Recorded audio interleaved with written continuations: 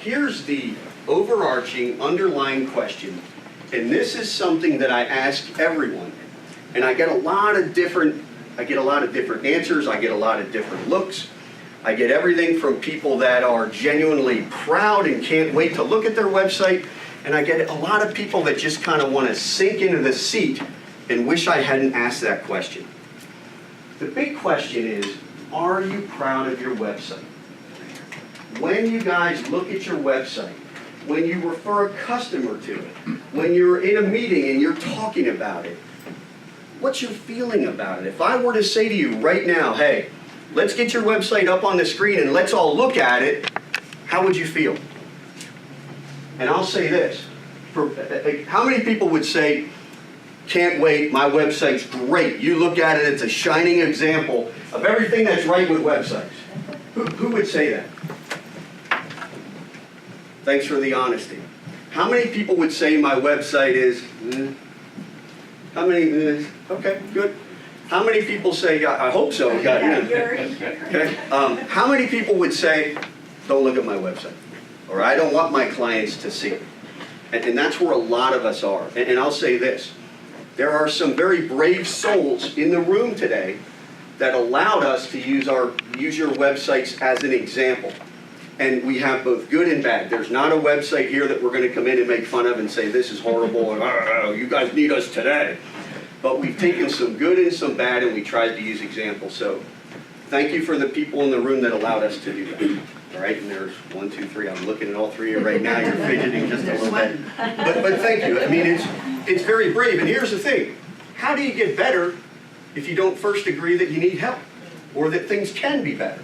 If everything's perfect, it can never get any better than it is now.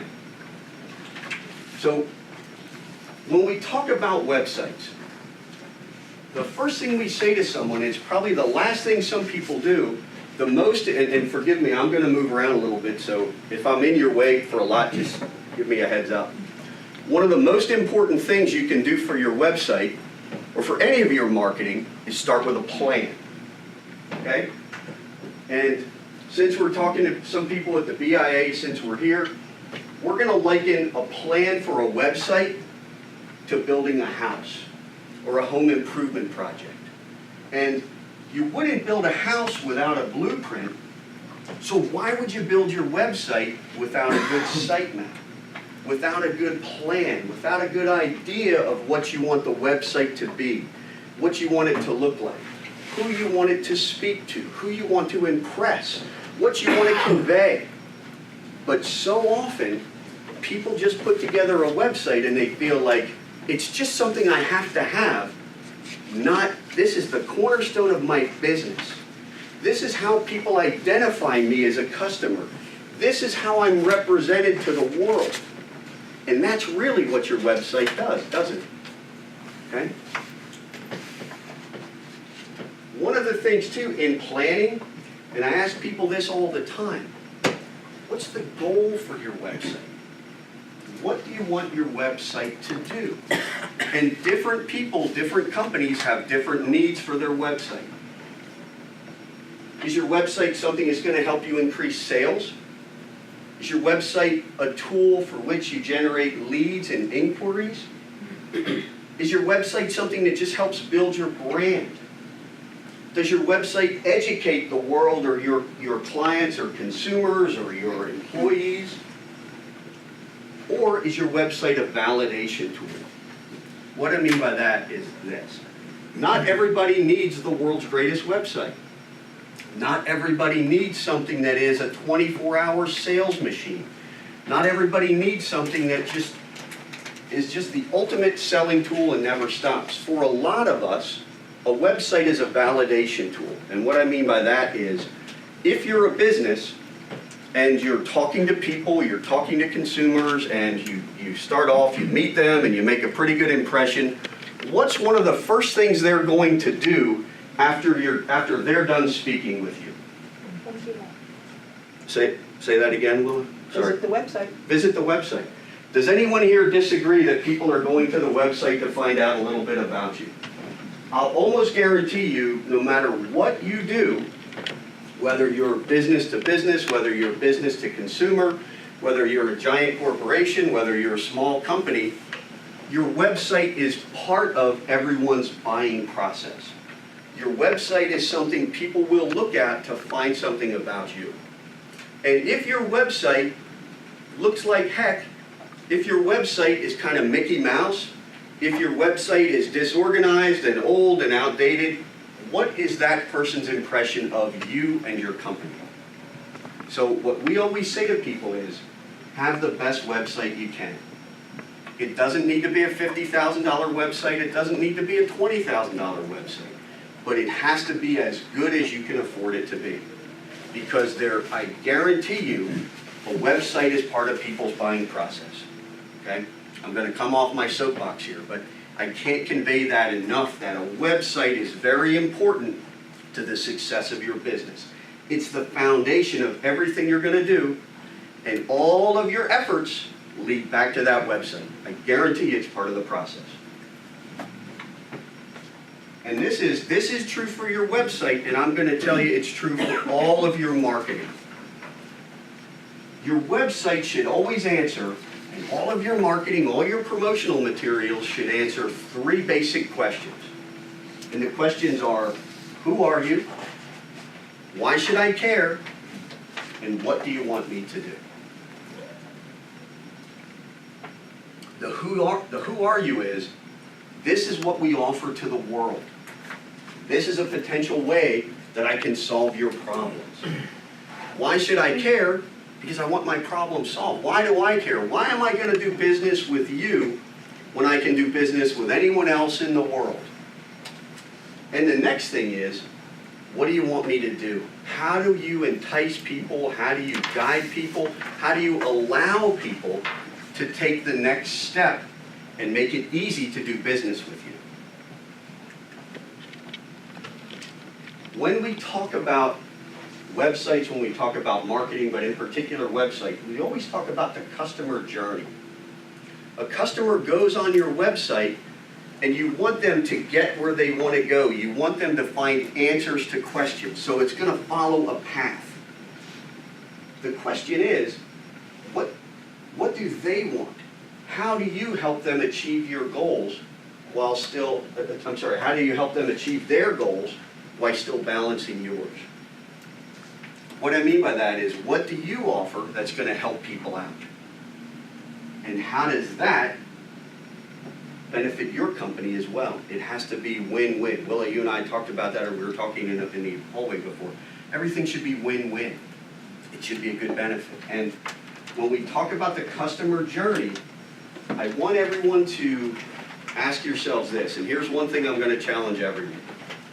When was the last time you looked at your website objectively, and you looked at it as if you were seeing it for the first time, and you were seeing it through the eyes of the customer? Has anyone done that? If you've not done it in a while, I'd like you to do it before the weekend ends, okay? It's all right, everyone's got a little homework, okay? Go on the website and look at it like you're seeing it for the first time, and imagine that you're doing it through the eyes of the customer.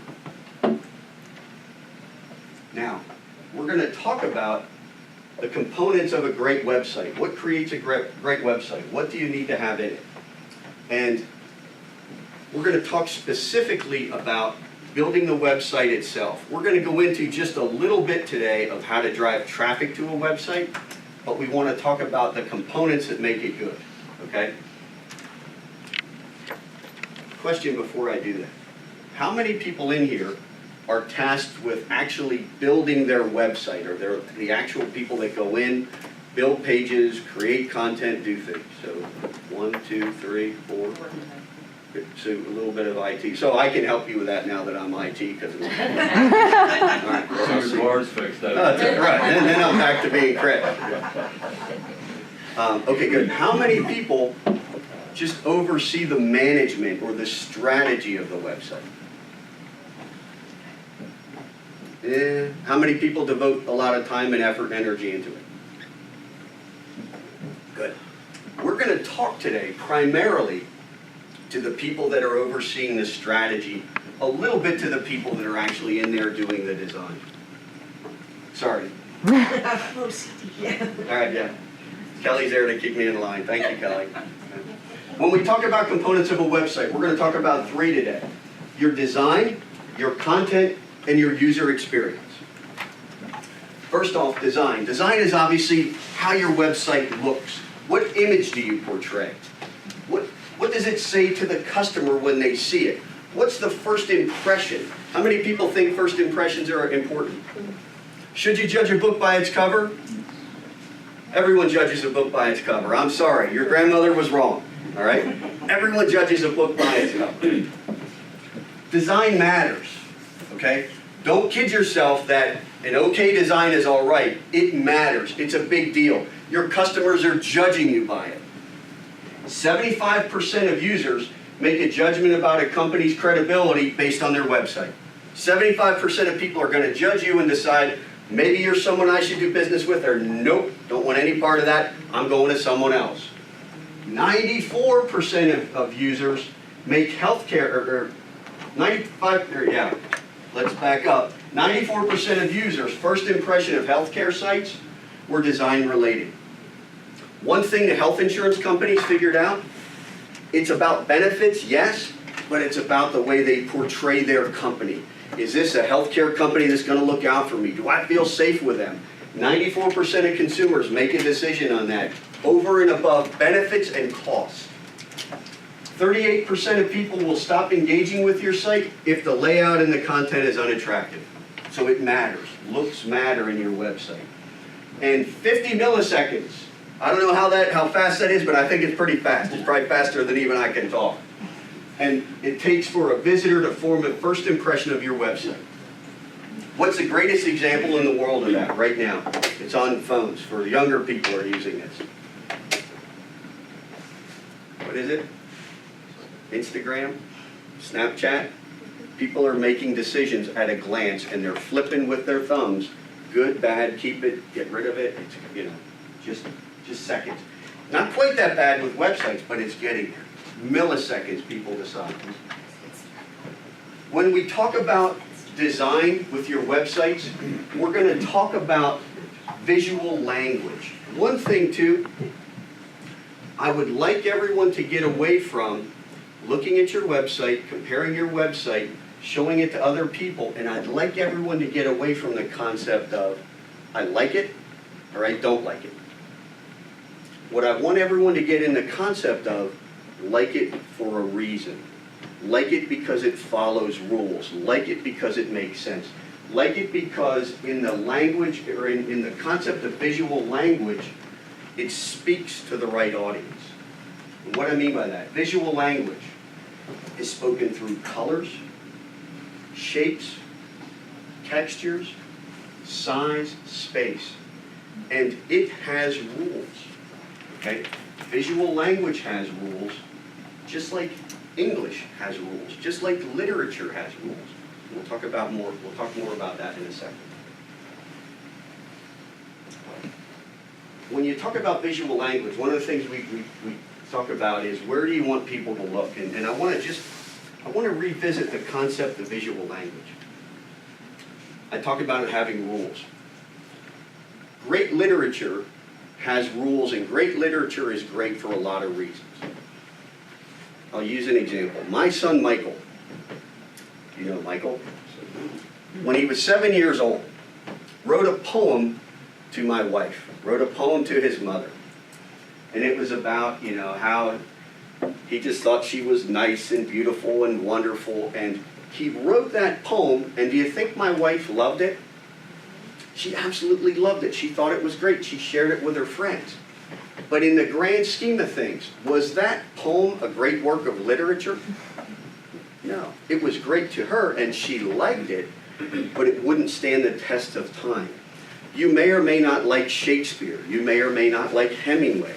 But they're considered great works of literature because they follow certain formats. They speak a certain language. They're valuable on certain levels. You need to look at your website the same way. It's not just about, I like that picture because it makes me laugh. It has to be about, I like the color scheme because it instills confidence. I like the fonts because They show that we're a company that can be trusted. I love these images because my core audience can relate to them. So when we talk about visual language, that's what's important. And we talk about design, it has to follow the rules of what good design is. So again, one of the elements of visual language, it's helping to guide your visitor's eyes to where you want them to look, to what's important. This is an example of poor visual language in terms of getting people to look a certain way. If this were a screen on your website, where would you want people to look? Where do people look? Somebody like me that's slightly ADHD is just going to go crazy and look all over. When you talk about visual language and trying to get people to look a certain way, you want to make sure that there's not sensory overload on your website. When we talk about visual language, one of the key elements is color. And color is something that you have to use responsibly, and you have to use strategically, and you have to use tactically.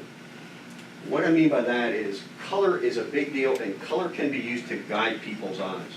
And when you talk about color in a website, if you're in doubt, you want to use the 60-30-10 rule. A good example of that would be a man's suit. I'm a poor example, and I'll tell you for a lot of reasons, okay? But when you talk about color, the background is your 60%, and that's the color of your suit. Bless you. 30% would be the supporting design, and that would be your shirt. The 10% would be a tie. And had I been someone that wore a tie, that would be good, well illustrated. I have socks that give me a little splash of color. So a good example, if you're not sure or to trying to remember it, is think about a man's suit and how they should be dressed, not how Chris is dressed. Okay? And again, think about that when you use it. This is a great example of the use of that, where the background is either black or gray. I'm not sure. I'm just a little colorblind myself. The white is the 30%, and then the 10% is where you want people to focus. And that's a great use of the yellow in there. Okay, so think about that in your website, and it's a good way to get an idea if you're using your color responsibly. Okay, are you ready? Lori? Oh, okay. Miller Monuments. This is Lori Miller. She owns Miller Monuments. This is an idea of a couple things, and we're going to talk about design. In terms of color, it can be argued if this is a good example or not, because she does have the background of the gray, that gray marble. Yeah. It's the Granite. granite, I'm sorry, the beige, and then where she wants people to look is the blue. That's a good example of color. One of the things we would say to this, it is a little bit outdated design. It is a little bit outdated layout. I think that you can do a little bit better with a more impactful image right up front. That's what people want to see. You want to grab their eyes. It's also not a responsive design, and we're going to talk more about responsive design in a minute. One thing that is very good, it's a great use of content. There's good information on there. It tells a story. We're a family-owned business. I would look at something, though, that's just a little bit more impactful, because when you talk about a monument and granite, what do you want it to represent? It's going to last a lifetime. It's going to, well, many lifetimes. It's going to be around forever. It's a testament to the person that passed on. So I would make that a little bit more impactful. One thing I love about it, if you want to get in touch with these people, is it going to be easy to do? I love this, and we're going to talk about in a minute what not to do. So good, thank you. Thank you for letting us look at that. It's brave, okay? Content. So element number one, design. Element number two, content. And your content is all your text, all your images, your video, media, anything that tells a story or speaks to your audience on your website. One of the things we want to talk about when we talk about content on a website, and before I say this, I want to say two things. When you talk about content on a website and content in general, there's two forms of content. There's short form content, which is I want to grab your attention, I want to tell a story quickly, and I want to make information very easy for you to find. Then there's long form content where it's when I've got time to read, I've got time to research, I really want to dig deep into this subject. One is not more important than the other, you need both of them, but they both have their place and you've got to use them appropriately. One thing with people, when people look at a website, do they read the whole page? What do? They scan. People look at it, and how do they generally scan? They generally scan in an F-shaped pattern. Does everyone know what this type of technology is? That's called heat mapping. It's something that's available to all websites, something that you can install very inexpensively, and it just tells the story of where people's mouse goes and how people read and scan a website. So great information to know. And one thing when you're writing, write with the understanding that people don't read every word on your website, they scan. Each page should have one big idea. And there should be one big headline to focus attention to people one point at a time. Why is that? Why do I say one big idea and we need to guide people and you need to make them go in a certain direction? Why do I say that? And it's not just because Kelly told me to and put it in the slide, okay? Because it's overwhelming. It's overwhelming. What is the attention span of people nowadays? Would you say it's more than it was before or a little bit less? Quite a bit less. Are we all guilty of it? We all are. And we can either rail against it or we can design for it. When you talk about text, make sure you make it scannable. What I mean by that is, these two bits of content say the exact same thing. What's the difference?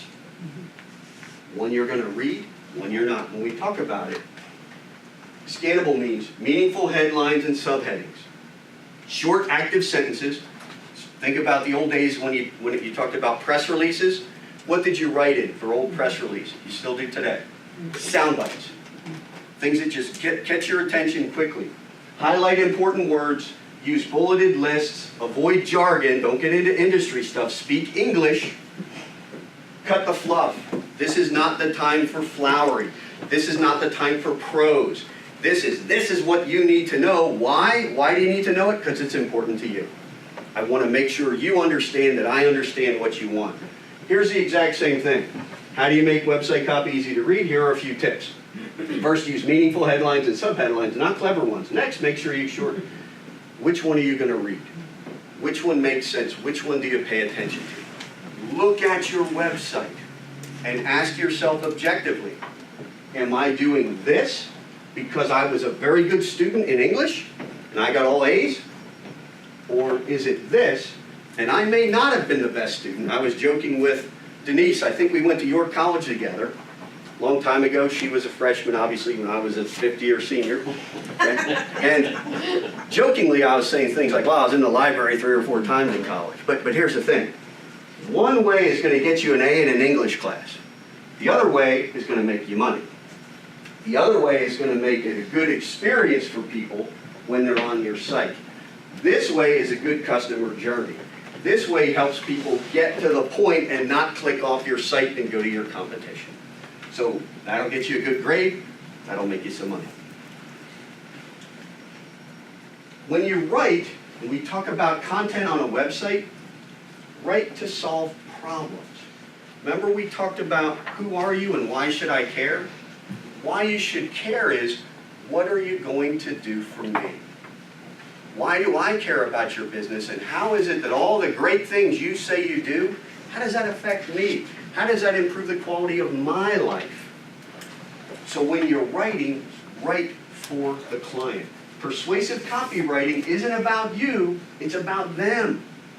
And don't focus on the features, focus on the benefits. People don't care what it is, they care what it does. They care what it means. They care how does it help? How does it solve my problems? Look at your content objectively and ask, is it doing that? Kelly talks about the sniff test. I've always said the so what test. The same thing. So what? Or does it smell like it's just prose, or does it smell like it's solving a problem? So ask yourself, so what? What do I care? And the big thing is, are you solving the problems of your customers? Are you getting into their hopes and dreams?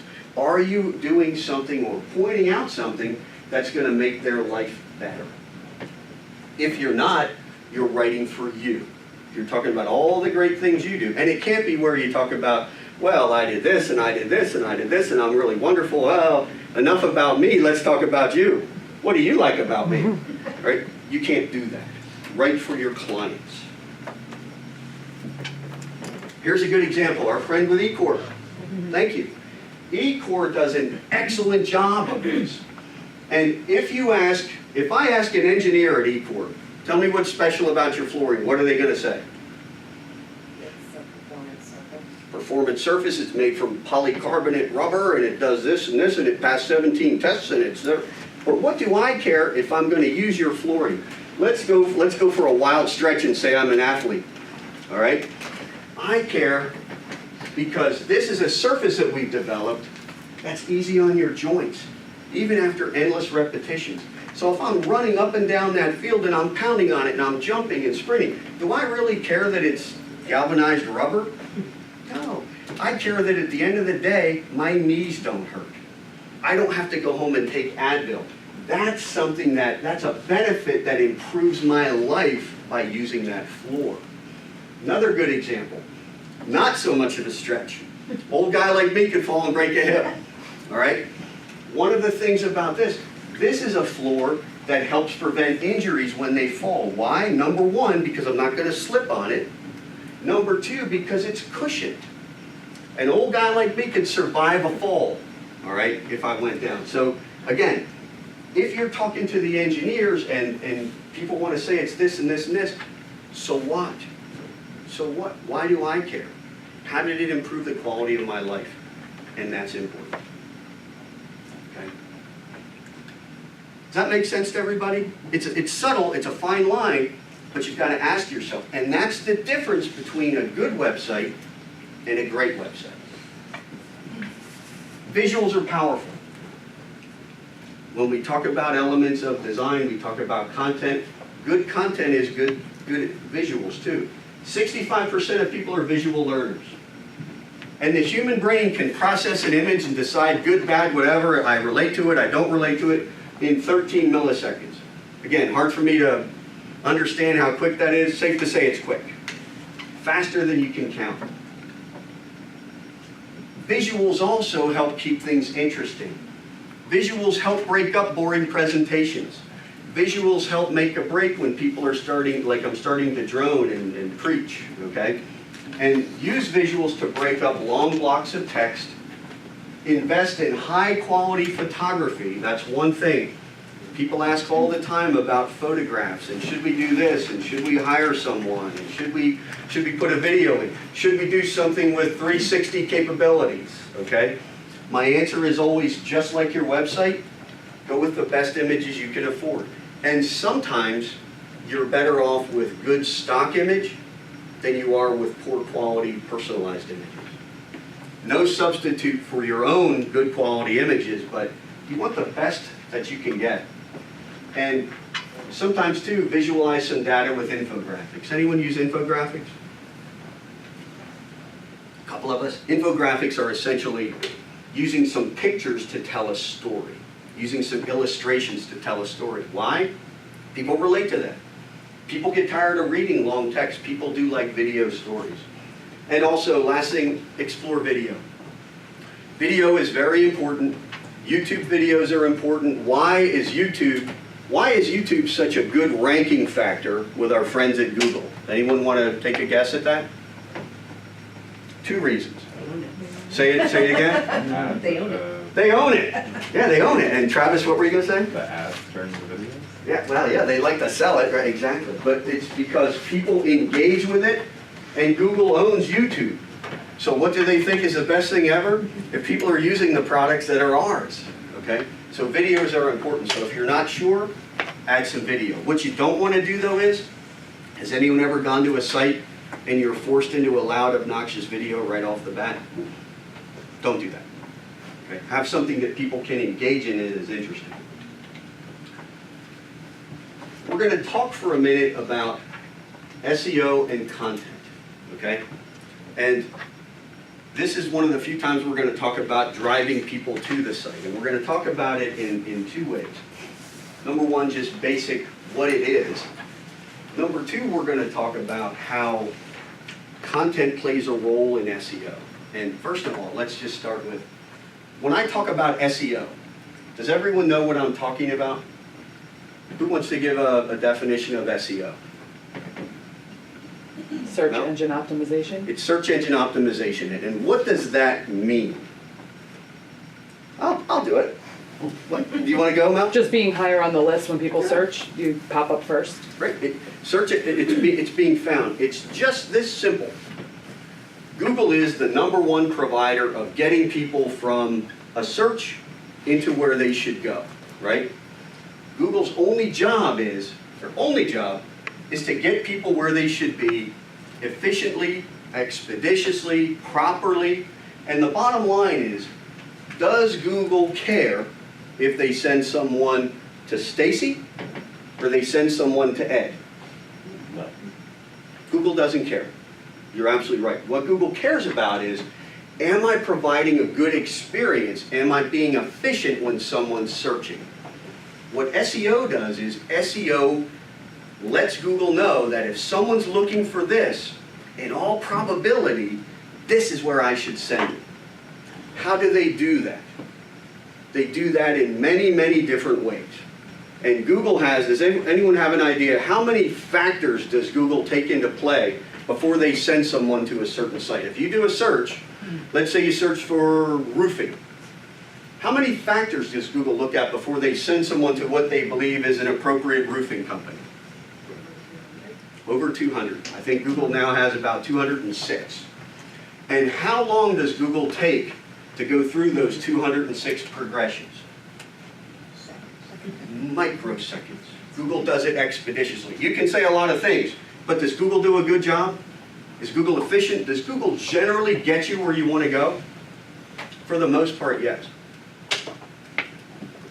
One of the things, many of the things that Google uses to do that is content.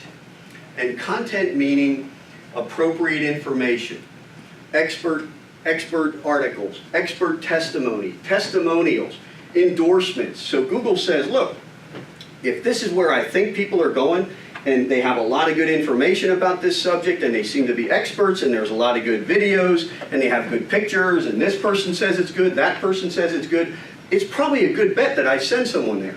Because again, they don't really like Ed more than Stacy. They're just saying, I'm just going to make sure this is the best place. Content is a great way for SEO, or for Google to figure out, or through SEO, that that's where they send someone. Okay? It's part of the many ranking factors. We're not going to get into too much about link building and different information, but it's content. And the question is always, what's more important, good content or SEO? The answer is they need each other. Okay? Write great content that people love, then optimize it so that search engines love it too. SEO needs good content to decide where to send someone. Good content needs SEO so that people read your good content, because what good is good content if no one sees it? So the two go hand in hand and they work together. And SEO and content are very closely related. Does that make sense? Mm-hmm. And we could spend hours and hours, days just talking about SEO, and we may someday soon have a seminar just on SEO. Okay. Now, here's an idea of how this works. Someone's doing a search for, coincidentally, I use that as an example, roofing services. Okay? Part of what SEO does and part of the content on your pages, they search for things like title tags, meta descriptions, and clear URL. Does everyone understand what those are?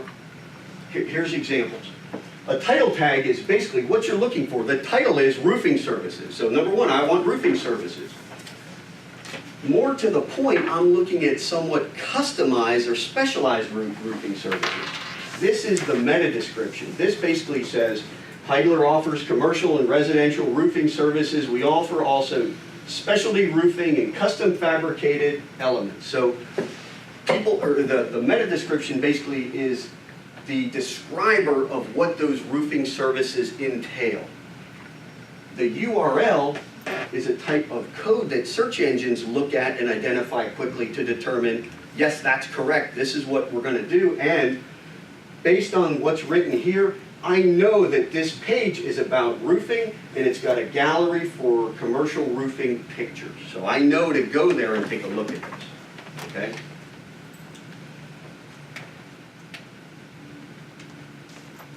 Further, when you look at going to a page, okay, so we click on there, we get to a page, subject mentioned in headers and text, and you hear about like alt images, meta information. What's highlighted in all these different areas? Roofing. I don't know if you guys can see that far. Alt information is basically the pictures and the descriptions that match up so that Google knows if I go here, I'm going to see, or I'm going to be able to show you pictures of specialty roofing. Why is it important that the text and the content matches the pictures? Because Google can't see and can't read a picture, but they can read words that describe the picture. Okay? Does that make sense? So we're looking at it. So that's an example of what people are looking for. And then it comes down to what also helps with that. What do you want to be known for? This would be the web page that you go to when they talk all about specialty roofing. Here's images if you go to the next page about specialty roofing. Here's a blog article that backs up why they're experts in specialty roofing and all the things that they do, and that's your Google My Business listing. That just gives further evidence that this is the right place for someone to send you if you're interested in specialty roofing. So when you talk about content and you talk about backing things up and you talk about having multiple sources of content that help get people to a page, it's an interior page on your website, it's a blog article, and then there's Google My Business, which helps identify where people should go. Make sense?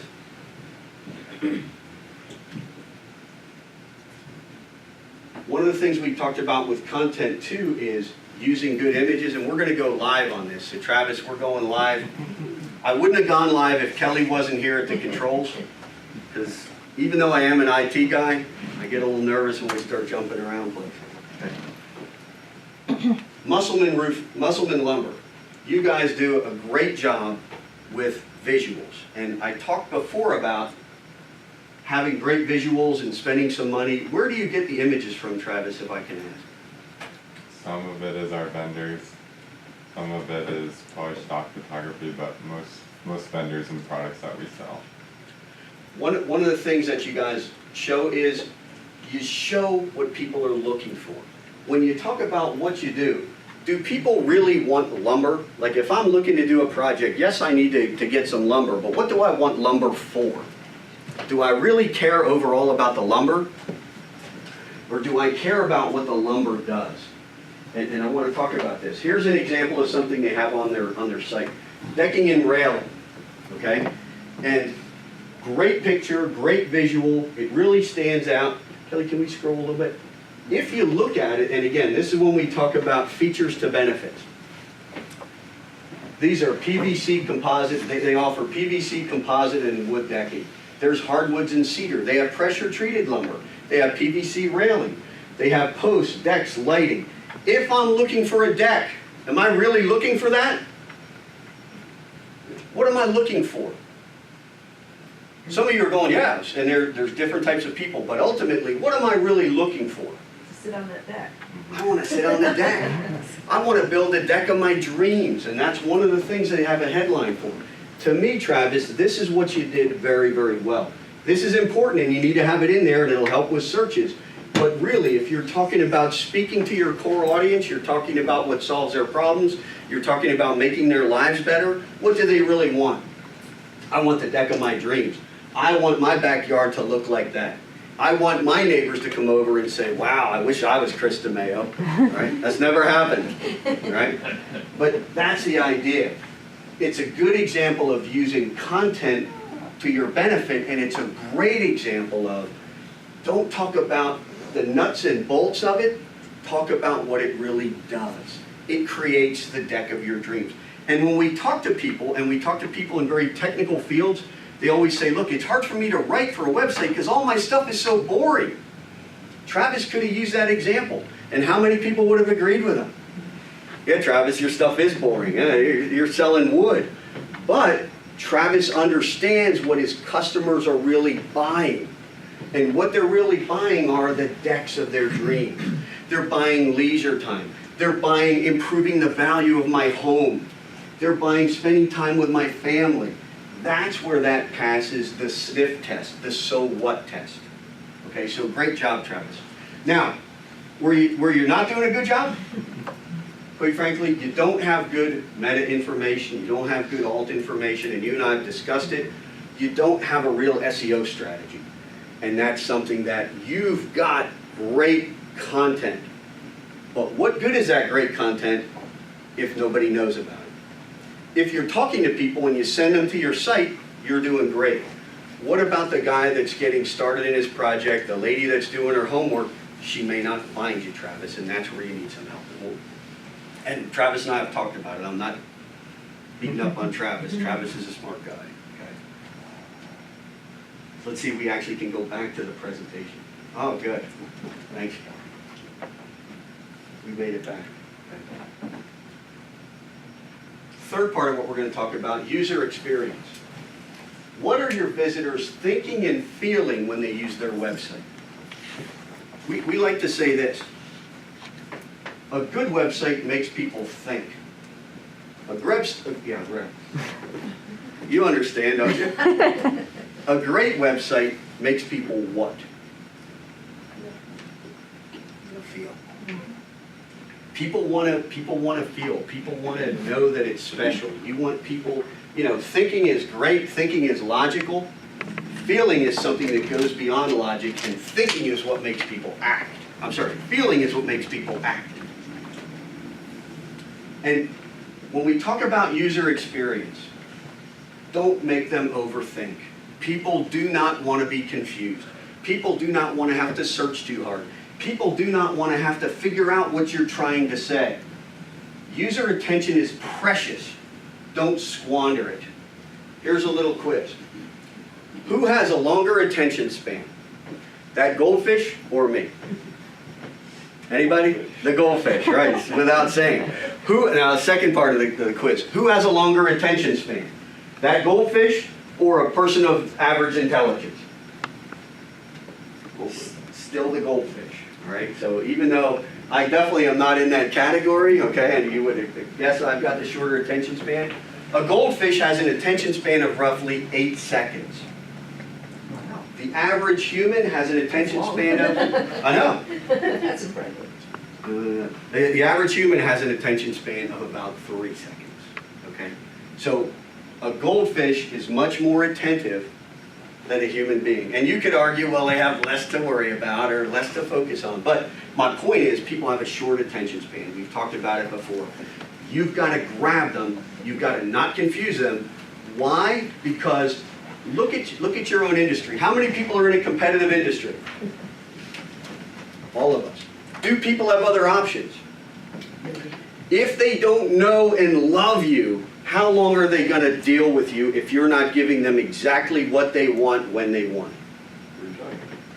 Yeah, 3 seconds or till they get a gold, till they win a stare down contest with their goldfish. All right. So it's precious. Don't squander it. And when we talk about keeping their attention, we often talk about navigation. And the idea is make navigation obvious. And when we say that, what we say is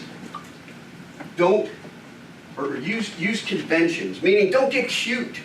And conventions means things that everybody understands, universal language. Don't use code. Don't use industry jargon. One of the things I talked about before too was people that are, I always say, well, what do the engineers think? Sometimes you get caught up in what's called the curse of knowledge.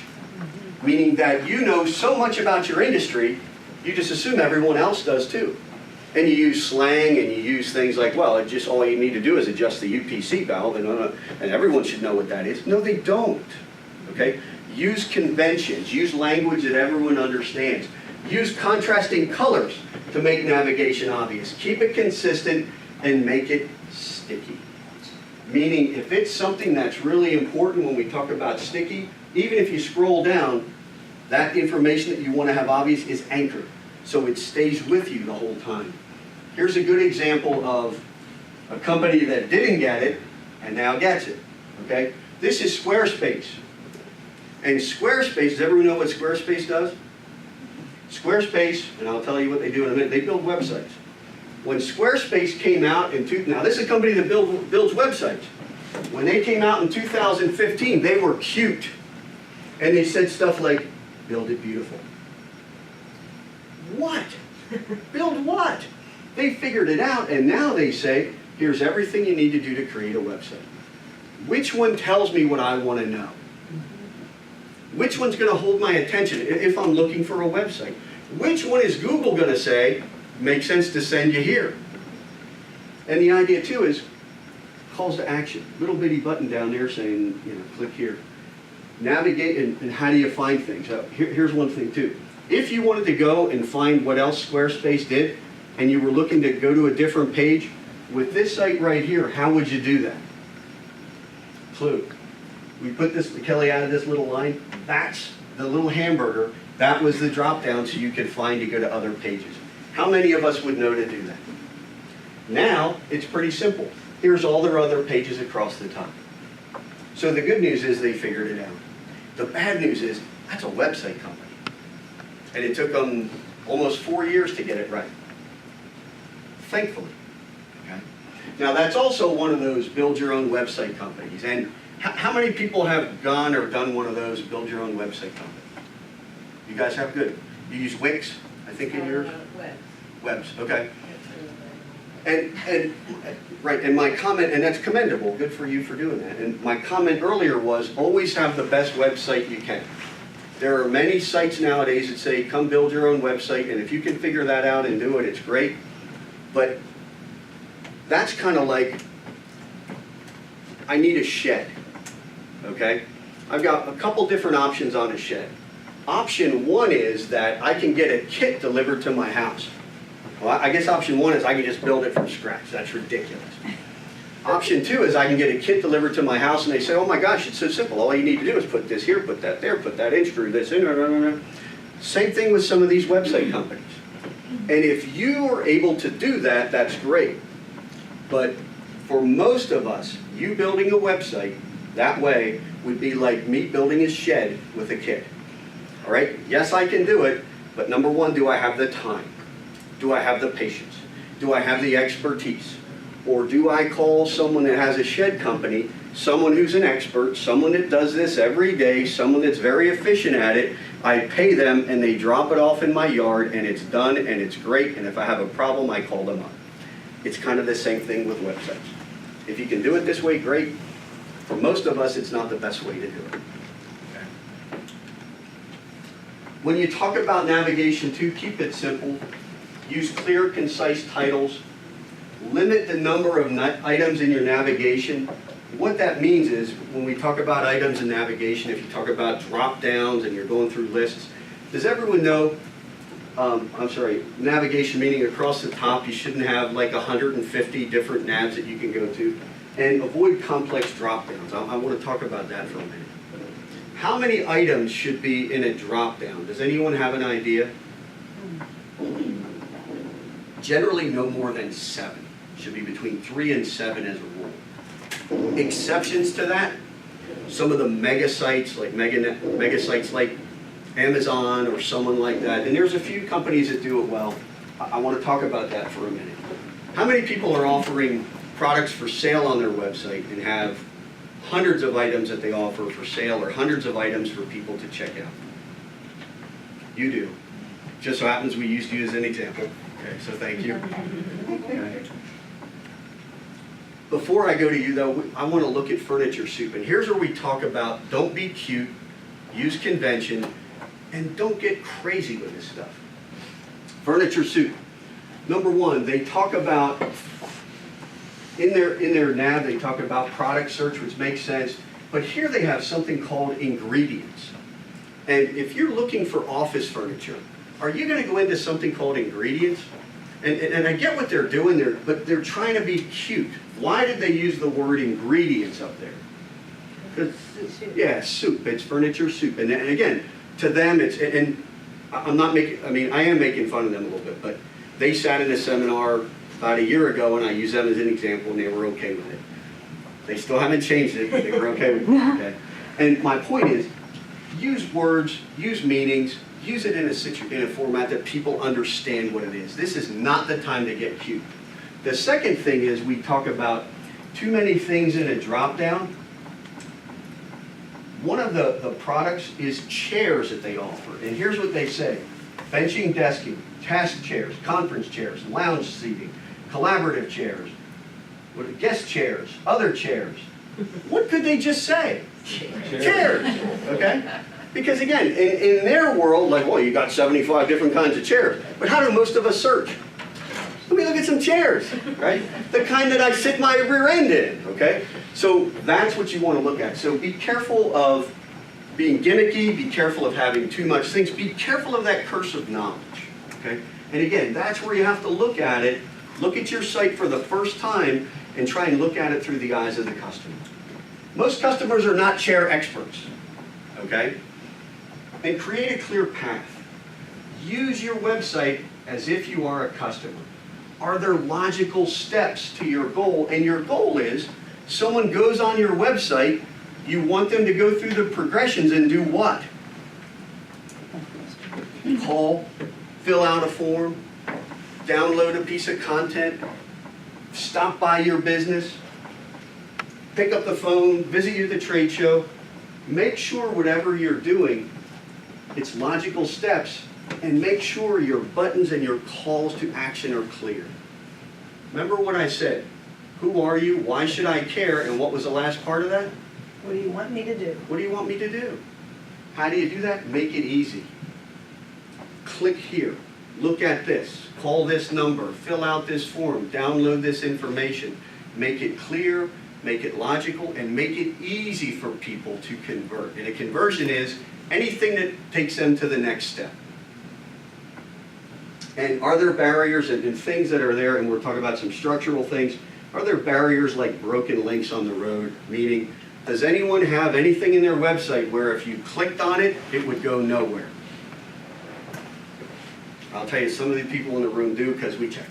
I'm not going to say who you are, but that's a big deal. What does that say about your company and you to your prospective client? Doesn't even work. And here is my single biggest pet peeve in the world. And I'm going to take a drink before I say it because it got me mad. Make it easy to contact you. Make it easy to do business with you. Studies show that 65% of your visitors want to see your contact information, even if they don't contact you. What do they want to know what's important to them, and what do they want to know? That you're real. And if I need you, Bill, are you going to be there? Who is notorious for not putting a phone number on a website? See, there's two industries. Who was that? What was that? Google? Yeah. Who else?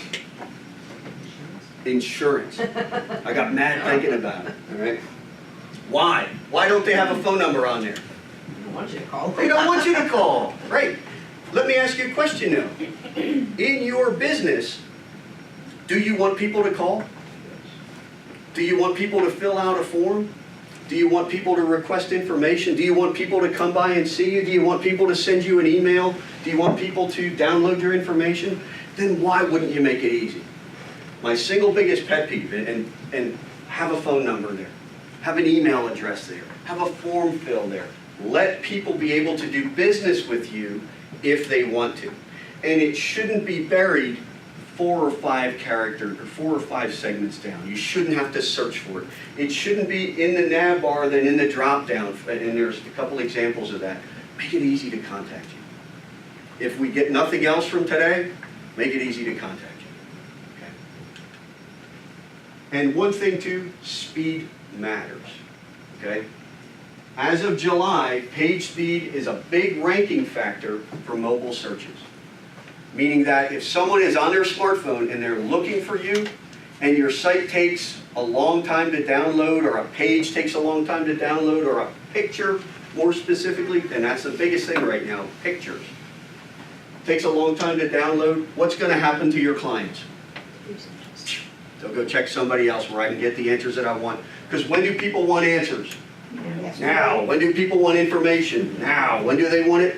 When they want it, in the minute, the second that they want it. 1 to 3 seconds, your probability of bounce rate increases by 32%. That's how impatient we've become. Between 1 and 3 seconds, I got a 1 in 3 chance I'm bailing. 1 to 5 seconds, the probability of a bounce rate increases 90%. 6 seconds, the bounce rate increases 106%. And up to 10 seconds, forget it. 123% of people are bouncing off that site if it takes up to 10 seconds for it to load. Check your page speed, and we're going to talk about it. We've got ways for you to take a look at that. We've got some free scans that you can do to see how it is.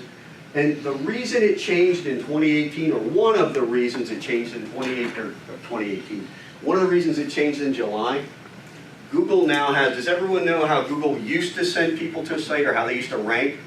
They would first look at your desktop version, and that's what they would look at and rank you. Now what do they look at first? Mobile. So if you don't have, and are they penalizing you if you don't have a good mobile version of your site? They are ignoring you. We used to say, well, it's important to have mobile. Now we're saying it's the kiss of death if you don't have a mobile version. Because Google looks at that first. And one thing that's changed a little bit too, since they've done that, page speed, loading time, is more important than ever before. And if we do audits of sites, that's the #1 thing we see and look at is pages load slower than they used to, and there's things you can do to improve that, and you've got to do it. Okay, and Travis, that's something you and I talked about, and you're working on it. The good news is you're aware of it and you're working on it. But something to pay attention to, and I'll show you how you can check for that. It doesn't cost you any money to check for this either. Okay. So, I got a slide ahead. Okay, responsive is no longer an option, it's no longer a gimmick, it's not cute, it's not a good idea. You've got to have a responsive website. And why? Half of all searches are conducted on a mobile device. And I get the comments too, people say, well look, in my industry a lot of people look at their desktop more so than their phone. And there's truth in that. But also trust me when I tell you that phone is still part of what they're looking for. Because, you know, they're sitting somewhere, they've got 10 minutes, they're doing a little research. I guarantee you part of the process is they're looking at their smartphone. They may not make that final decision, they may not buy there, but they're looking at it, okay? And Google penalizes your website that are mobile friendly. If someone's searching on a smartphone and they're looking for your business and it's not responsive, Google's probably not sending there, unless they're looking specifically for you. But if they're doing a search, you're not showing up. And Google will look at your mobile website first rather than the desktop version. That's how they're doing it. They're not going desktop first, then mobile. They're looking at mobile first. So you are shooting yourself in the foot if your site is not responsive. And I say responsive, meaning responsive, whatever someone's searching on, your website responds or snaps to the size of that device. So it has to look as good on your phone as it does your tablet, as it does your desktop. Vendor drives. Thank you for being a shining example, okay? A lot of good things. And you guys are, when we talk about the mega nav menu, you guys are in there, but you've laid it out very well.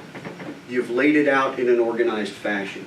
You've got a great desktop version of this. Vendor Drive sells belts. I mean, that's my layman's abbreviated version, but it's drive systems, belts, primarily. Okay. The engineers are going to tell me how wrong I am, but for the layman, they're not here, right? We left them in the car. For the layman in the room, they sell belts. And one of the things that is, and I've met with Dawn, so we've talked about some of these things. One of the things that's definitely not helping you is the fact that you're not a responsive website. It's something we need to work on. Okay, you guys know it, you've identified it. So if we look at, do you have the mobile version? This is what happens if you're searching on your smartphone and you're looking at this, certain things get cut off. What's the most important thing that gets cut off when you're searching on a smartphone? Anyone want to take a stab at that? Navigation. Say it again. Navigation. Navigation, right? And that's important if somebody's looking for a drive and their device is down, they're in their shop and everything's down, they're looking on their smartphone, they can't find the parts they're looking for. One other thing doesn't show up too, and I'll give you a hint, it's my single biggest pet peeve. Phone number. No phone number. You can't see it from there. Where is the phone number in the nav?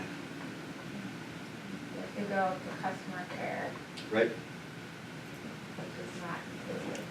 Right, so you have to go to customer care, and then it's contact us. My critique is, I don't know that Right. if I'm a client. I don't, you know it because you're so used to that site because you spend your waking moments in there.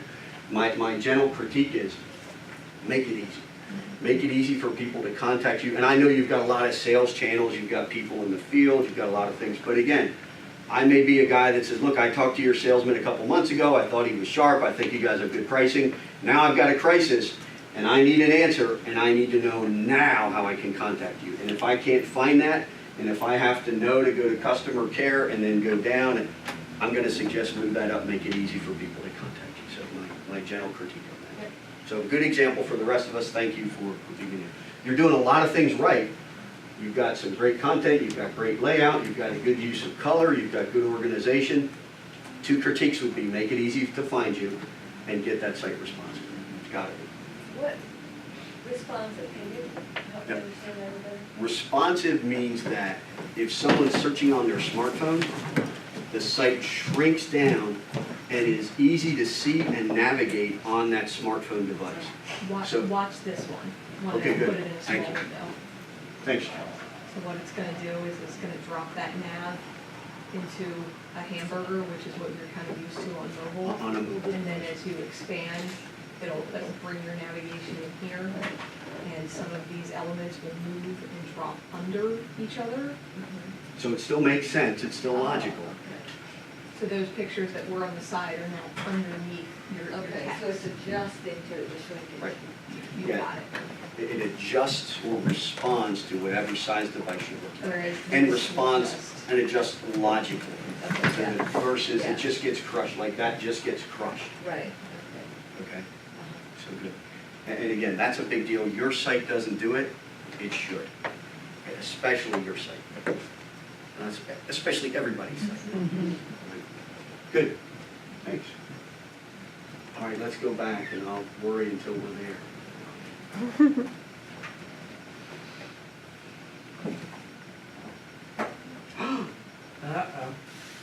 Uh-oh. My bad. That's all right, the IT guy's here. I can plug that back in.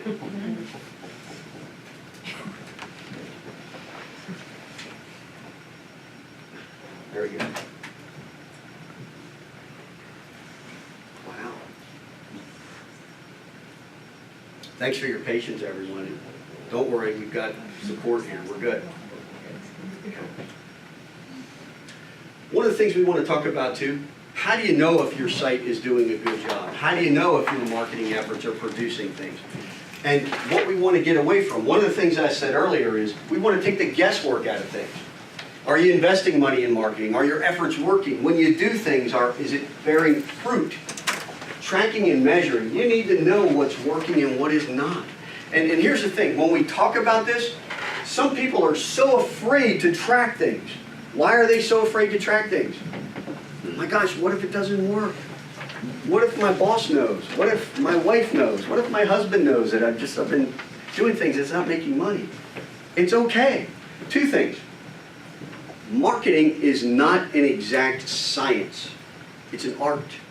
The idea is to put as much science into the art as you can to track it.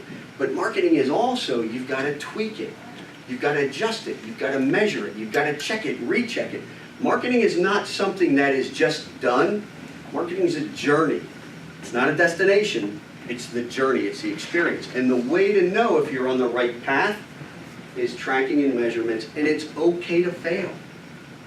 failing or not doing a great job helps you get where you want to go. You can't be afraid of it. Yeah, easy for me to say. You've got to embrace it, adjust, and keep going. Okay? Here's a couple things, and these are in your notes. These are some good tests that we recommend to people. And when we come out, like if anyone wants to meet with me and talk about marketing or talk about their sites, these are some of the specific tools that we use to audit your site. And these are not proprietary software. This isn't any hocus pocus. It's not like, well, Chris's tool says I need to spend this. These are all free tools. And what we think are important, your mobile friendly test. If you want to know if your site's responsive and how well it does, and you want to check it on other mobile devices, that's a great tool. If you want to check your page speed, remember what I was saying, that page speed is really important and it contributes to people bouncing. Check that. Broken links, dead link checker. One of the things that is potentially killing you is if you've got some old dead links, if you've got some things that go nowhere, that tool will let you know exactly what they are and identify them so that either you, the IT guy, your company, anyone can go in and fix them. And one of my favorite reports is Seo Optima. That lets you know how well optimized your site is. It looks at things like meta information, title tags. It lets you know about your page speed. It lets you know if you've got broken links. It's just a good overall tool. So the links to all these links are in your package. Good tools. Give yourself a fair, honest assessment. One of the things too that's available, if anybody wants me to review their website with them and review these tools and how they work, just let me know. Just fill it out on your survey at the end. I'm happy to come and check it with you. And Travis, you survived one of those, right? Yeah. It wasn't horrible. No. Okay. What should we use for like the heat mapping? You said that there were sites that can check that. It is specifically called Hotjar. Hotjar is one of the ones we use. Thank you. Here's how I check. I say, Kelly. Okay. Yeah, Hotjar is a good one. Hotjar is a heat mapping company, and it's one of the best ones, and it's free, almost free. It's not free, but it's reasonably low cost. And worthwhile. It basically follows the journey of the mouse, and you get to see what people are doing. So you see where people are going, and it just really tells a good story. When you talk about tracking, obviously you need to have goals. You need to know what you're tracking. Make your goals SMART. And SMART is they're specific, they're measurable, they're realistic and attainable, they're relevant, meaning you're tracking the right information, and they're timely. Okay? It's what makes sense from a time standpoint. And an example of that, your goal shouldn't be so broad that you just say, I want to get more leads. Okay? It should be more specific, like I want to increase requests for quote by 20% over the next 6 months. And then the question is, well, how am I going to do that? And I'll just say that hope and prayer are wonderful things, but it shouldn't be your marketing strategy. Okay?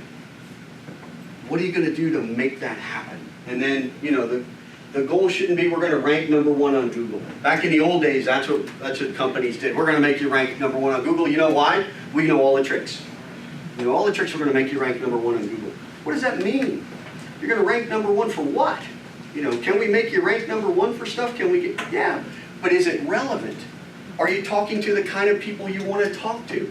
And the hacks, the tricks for that is they can set you up with links that get you people to your pages, but they may be porn sites, they may be cheap surveys, they may be different things.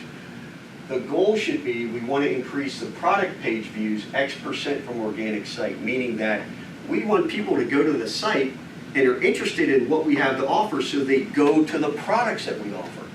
That's good ranking. It doesn't matter if you're #1 or #2 or 6. It matters, did they do what you wanted them to do? Did you find the customers that you want to talk to? Some metrics. Now, what we're showing you here, these are all Google Analytics. These analytics cost nothing.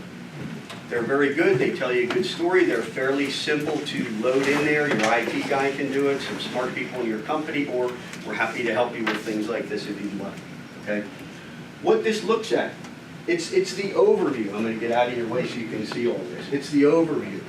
It lets you know things like form fills, how many people viewed key pages, how many people went to your shopping cart, what they did in the shopping cart. So this is a good overview. It tells you a good overall story of what's happening on your site. Who has Google Analytics already installed? Who looks at them? Who thinks it'd be valuable to have them and doesn't? Okay, get them. They're valuable, and again, if you need help with that, we're happy to help you. Okay. Another thing, what you want to know is not just who's going to the site and what they're doing and how many pages they look at. I mean, that's all important. What you want to know is who are new people that are visiting your site for the first time and how many people are returning. Why is that important? Like, why do I care if someone's there for the first time or someone's been there 3 or 4 times? So I can know where they're coming, how they're getting there. Yeah. And what's their motivation? Like, if I'm there for the first time, why did they go there for the first time? Was there something that I did? Was there something we added? Was there something compelling? And where did they go? What did they do when they're new? If they're returning, it's going to be this. It's still part of the buying process. They're still in that lead funnel, the customer journey. How many people deal with someone who comes one time, looks, and they buy? How many of us have people that may look 4 or 5 times before they actually purchase? Or it takes them a few times to look. So, and what I'll say to you too is, this is important too, because do you market a little bit differently to a returning customer, like someone who's been to the site 3 or 4 times, someone who's moving down that funnel, versus someone that's visiting you for the very first time? You want to know that, and you want to market accordingly. Okay. Another thing to look at, your traffic sources. Okay, what brought them there? Were they from an organic search? Right, so they were just searching online and they found, oh, this is a good category, and boom, it went to you. Was it direct, meaning that you ran into someone in a trade show, you said, hey, come check out my website, and they went directly to there? Was it a referral, meaning did they go from another website to your website? And then did they come there through social media? Were they looking at your LinkedIn profile, then went to the site? Were they looking at your Facebook page and then went to the site? For builders in the room, I know you have things like House, Pinterest, things that are very visual. Did they come from one of those sources to your site? I have a question. Is email marketing grouped into social in that tracking? Email marketing would not be grouped into social. Email marketing would be more of what we would call like a push marketing kind of thing, like you're soliciting them versus they were on your site, looked around, and went to there. So no, Or I mean, falling in that category of sources? it wouldn't be in that category. No, it'll show separate. Yeah, it would show separately. And specifically, that would probably show that from the email blast, they went to a landing page. Right. And then they landed there, and if you do it right, you'll know, like from the blast, who went to that site. Right. So, great question. In social, it would be LinkedIn, Facebook, House, Pinterest, Snapchat. What am I missing? Yeah, it's gonna be your social media profile. Also if you're doing an email blast, you can actually create a specialized URL that has what's called UTM parameters on it. So you can say, you know, this was the email for my newsletter in August of 2018. So that will actually show in Google Analytics if you set up your URLs that way. Thank you. Yep, that's what I was. You two talk afterwards. And then another thing you want to study is behavior. Okay, when they went to your site, how long were they there? What pages did they visit? At what point did they jump off the site? Okay, did they bounce? And a bounce is they go to a page and they look no further and boom, they get off there. An exit is they go to a couple pages and the exit is the last page they were on before they got off there. So when you study behavior, you'll look at, we talk about the customer journey, and it's a way for you to tell that, okay, if they go to my site, they're generally going here and here and here and here, and then they're ending up here. And it could be that that's your product page or that's your form fill. If you're seeing a lot of that, what may be something you can do? Say that again? Improve that page. Improve that page or move that page up so it's a little bit easier to find. Again, we want a key number. One thing too, don't get caught up in just one thing. We have clients, we have people we have people that we work with that, you know, we're looking at everything and all the analytics are good and we're driving traffic and they're going there and they're filling out forms, and all somebody wants to talk about is that one thing that doesn't look great. And you know, is a customer always right? I don't know, but they're always a customer. You want to talk about it, but don't get hung up on one thing. These all tell a little bit of a story. And these are all part of the big picture. So don't just get hung up on one or two things. Focus on each part of this and focus on what that means. I talked about the sniff test, I talked about so what. Those are questions you want to ask yourself about your analytics. So what does this mean? So how does this affect me? So what can I do better? So what am I not doing that I should be doing to improve this? Why did this fall off? Why did they come here? It's all part of the big picture. Don't get caught up on one or two things. Look at marketing holistically. Don't look at it as these are all snapshot individual items. Look at the story that it tells, okay? One of the things too, and I talked about page stats, bounce rate, exit rates, where people are going. And this shows popular pages, where people are going, where they're jumping off. It's all part of the big picture. Can you explain the difference between bounce and exit again? Yeah, a bounce is someone goes and they get on a page and they go no further and they just jump off. And again, the big thing is the so what. Sometimes that's because, well, they got everything they needed right there. Sometimes it's because they just didn't find what they were looking for. So a bounce would be they were in one place and then they bounced off, and you can look at how long it took them to bounce off to. If someone was on a page for a long time, it's a little bit different story than someone was there for 8 seconds and bounced off. Exit is if they've gone to more than one page and left your site from that page. That's your exit. So bounce is one and done. Exit is they've gone through a progression, then left at that point. And the exit could be they did exactly what you wanted them to do, and that's where they chose to jump off. The exit could be they got frustrated and confused. Again, it's part of a story. So bounce is one and done. Exit is they've gone through a progression and then they left. Okay. And one of the things too we talk about, and Greg, did I answer your question? Was that clear for everybody too? Talking about the next slide is don't get distracted. So of course I was distracted right from it. Don't get distracted by vanity metrics. Okay. Overall traffic by itself doesn't really tell you anything. Like in the old days of just a couple years ago, it was all about traffic, traffic, traffic. We're going to get traffic to your site. That by itself doesn't mean anything. Are we getting you new traffic? Are we getting you traffic to the right pages? Are we getting you traffic that converts into leads? Again, it's the so what. It's the sniff test. It's what does this mean when I look at everything else involved in this? And then search rankings, okay? Google rankings are personalized, variable, and they're hard to measure accurately. It's not just about where you rank, it's what you're ranking for. It's who you're ranking with. It's not just, again, it's not just about one thing, like let's get you to be number one. Number one for what? If you're a roofing company and I get you to be number one for great cartoons, am I really helping you? Okay. And just a recap, all right? We talk about the difference between a good website and a great website. A good website starts with a great website starts with a detailed plan and a great sitemap. When you talk about design, a great website uses consistent, professional visual language. Get away from, I like it, I don't like it. Hardest one to convince of that is who?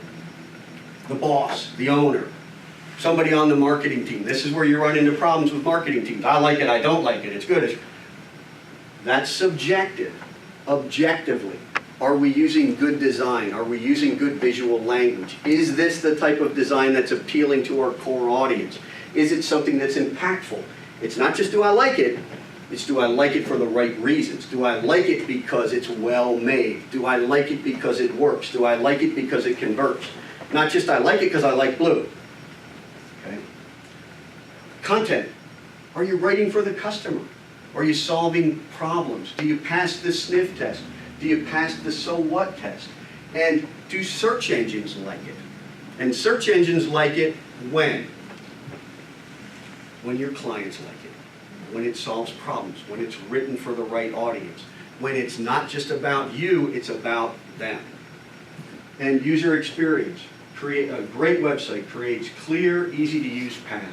Don't get cute, use conventions, make it easy for your people to navigate the site. And measurement, great websites know what's working and what's not working. There's not a lot of guesswork. I know because I did this, I'm getting this, this, and this, and I understand the analytics.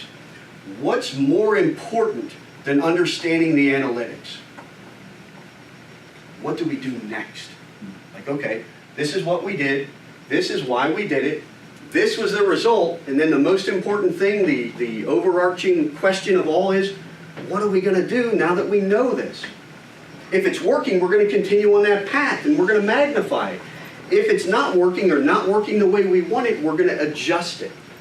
Remember, it's a journey, it's not a destination. We need to tweak it, we need to measure it, we need to find out what's good. Keep doing that, and what are we going to do better? What are we going to do to drive more traffic? People ask me from time to time the future of websites.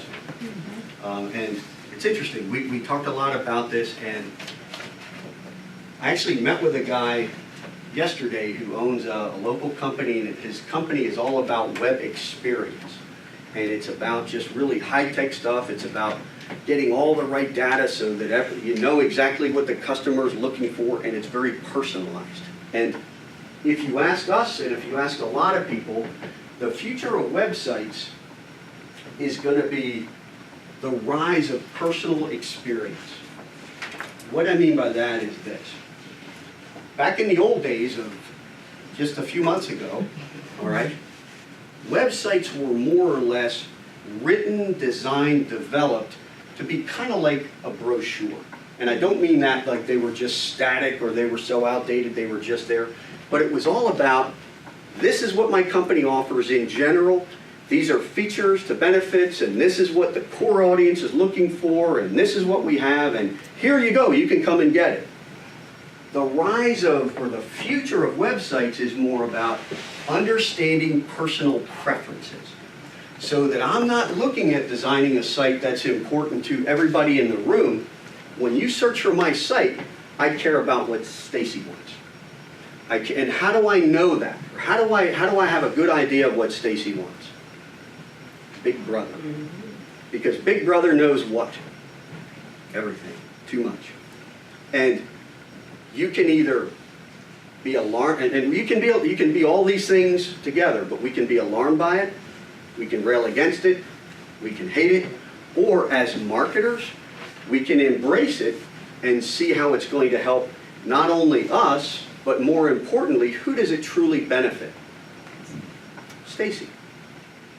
So you may not like all the information that Big Brother gets, but what's important is that because Big Brother knows it separates the music from the BS.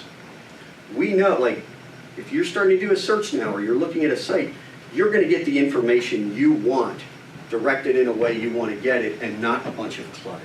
And it'll happen gradually, but it's starting to happen already. And how is that going to happen? It's going to be just the collaboration of all the different parts of search, all the different parts of design. So it's going to be big data, number one. It's going to be video, interactive elements, history and preferences, so that if you're looking at certain videos, when you go to search again, those videos or that theme is going to become available. It's going to be AI, dynamic content, voice technology. Who has an Alexa in their home? Who has Siri turned on? Has anyone in here ever been talking about something and suddenly you get an ad or you get an experience and you didn't really ask for it? Melody, what do you think's happening? I don't know. I was taught, we were away in Connecticut. It wasn't even Alexa. I guess it was Siri then. We were away in Connecticut, and one of our friends developed a migraine. So I never searched for a migraine medicine, and we were just talking about it. And next thing I know, the next day on my computer, migraine ads were showing up. What a coincidence. Yeah. Okay. So it's, but the good news is, did that person need some help with a migraine? Yeah. Okay, I mean, good, bad, It whatever. just was creepy. It's like, it's very creepy. It's part of it. And they're listening, they're paying attention, they're storing data. Did anyone see House of Cards? Any House of Card fans? What was the big theme? What was the big scandal? These politicians or big companies were using your smartphone and apps to track your preferences and what you were doing, and they used it to influence a campaign. So I'm not using conspiracy theories. My point is, and this is in a good way, all searches, all websites, all forums are going to be based on personal experience. You're going to see a lot more of things being built, things being designed for you specifically. And we'll use all the different components of this to go to you, the person, you, the individual, and what your preferences are, okay? Our opinion. And we'll see. Time will tell, but I think we're starting to see this already. And with that, I'll just say thank you.